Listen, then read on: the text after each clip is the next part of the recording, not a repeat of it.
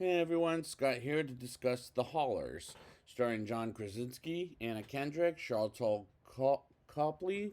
whatever his name is. I'm sorry if I said that wrong. Richard Jenkins, Margot Martindale, Charlie Day, and Mary Elizabeth Winstead, directed by John Krasinski. Now, I have never seen this movie before, so let's just get straight into this. Sally Holler, played by Margot Martindale, is doing her makeup until Ron, played by Charlton Copley, has to use the bathroom when they're both preoccupied by his mother Sally as well as his father Don, played by Richard Jenkins, and he leaks in a dish and she falls down with a brain tumor and she gets called into the hospital while the other son, John, played by the movie's director John Krasinski, is told by his girlfriend Rebecca, played by Anna Kendrick, that his mother is in the hospital and she got him a plane ticket to his hometown in Mississippi. And this opener tells me this is going to be depressing right off the bat. John arrives at the hospital and sees his parents and his brother, and they already have family drama at the wrong time until Dr. Fong, played by Randall Park from Ant-Man and the Wasp, comes in and says he says her tumor is getting bigger and bigger for the past 10 to 15 years. And I like the family as well as John's girlfriend Rebecca, as I love Anna Kendrick in general after the first Pitch Perfect film, and they were relatable. Ron gets fired by his own father because he saw Don is coming to bankruptcy, and Ron stops by his ex-wife Stacy's house where he wants to see his daughters, and Reverend Don, played by singer Josh Groban, stops by and talks with Ron about never staring at her and her children again. And I never knew Josh Groban could act, as he never agreed to the divorce in the first place, as they've been divorced for years. And who knew Josh Groban can act, like I said, as he's a great singer and he's a likable presence. John stays at the house and comes back to the hospital the next day as he visits Sally in the hospital until a nurse named Jason Owens, played by Charlie Day, comes in and acts like an ass to John as they chat about his wife Gwen, played by Mary Elizabeth Winstead, and invites him to have dinner at their house. And she's been asking about John like nonstop. And I usually like Charlie Day, but I don't like his character at all that much, and because he comes off like a douchebag to John from start to finish. Ron comes in with his two daughters as John takes a drive and calls Rebecca while she's working on a photo shoot with the dog, and she's pregnant with the baby, and he's doing terrible, and he drives to a lake where he swings in the water while Don goes to the bank,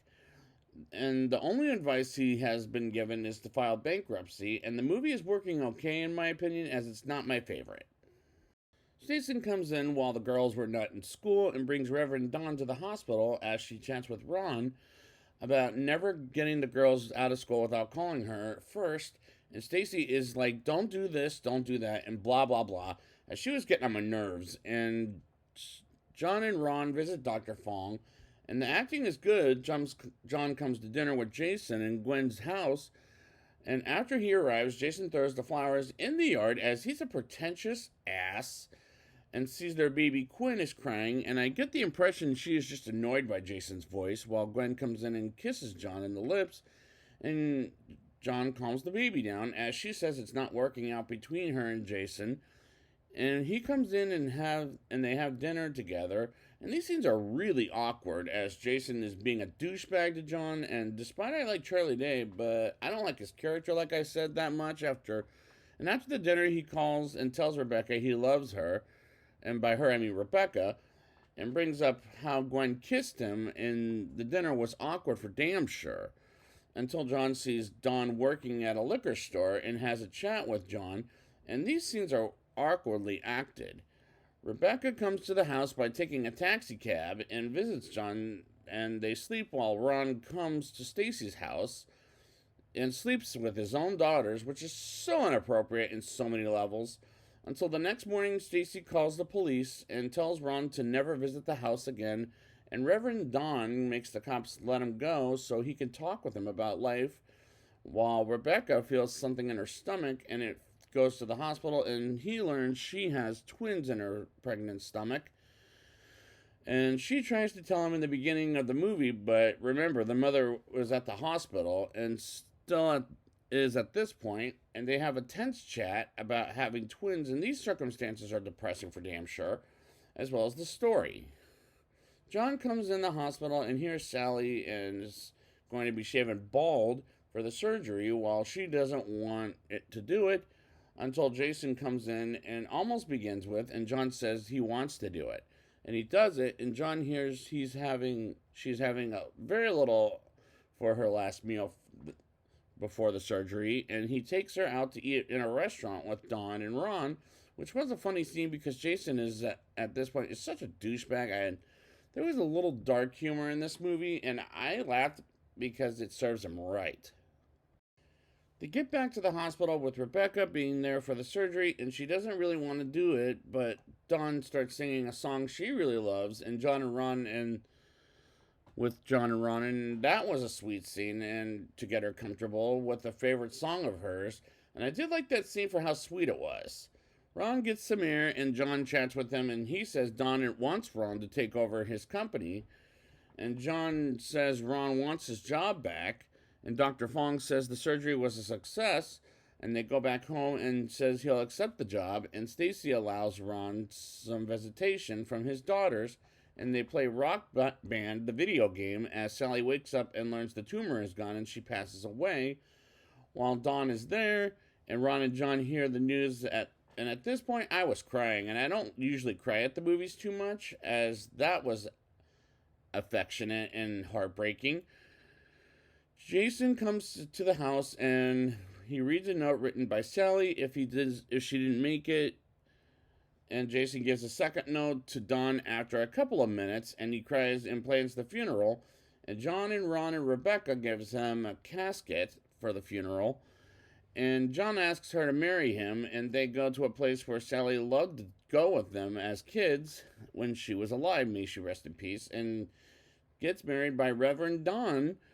with Ron present, and they have the funeral of Sally and Rebecca. Rebecca has the worst time as she goes into labor in the middle of the funeral, and John, Rebecca, Ron, and Don rush to the hospital as John says goodbye to his mother. And when they arrive to the hospital and get their twins born, and the climax was fine, as this movie was, as in my opinion, I would recommend seeing it one time in your life, and I'll explain why with a rating. I'll give this movie a 6.1 out of 10. It wasn't as bad as the last movie director John Krasinski made, as I liked the character as well as his family and his girlfriend Rebecca because I love Anna Kendrick, as she was a delight on screen, and the movie works okay, as it's not my favorite, but at the end of the day, I liked the movie as it was fine, but at the same time, it was depressing. The acting is good, while the story is depressing for damn sure, as the circumstances and there is a little dark humor, as the writing is fine, in my opinion, as the dialogue is written fine, but it's not great, as I would expect from director John Krasinski. And at the end of the day, the movie was fine, and it was a fine but depressing time, and director John Krasinski does a good job at making this movie absolutely sweet, but it's sad at the same time, and brings family closer. And this is a mild recommendation, as it works if you've went through it or are going through it and eventually might go through with it, but I recommend see it one time because it reminded me of life in general. So I'd like to thank you guys for joining me, and I'll be back in a few weeks with Imaginary Friends, as I've already done the 2 Quiet Place films. And until then, closer I could find.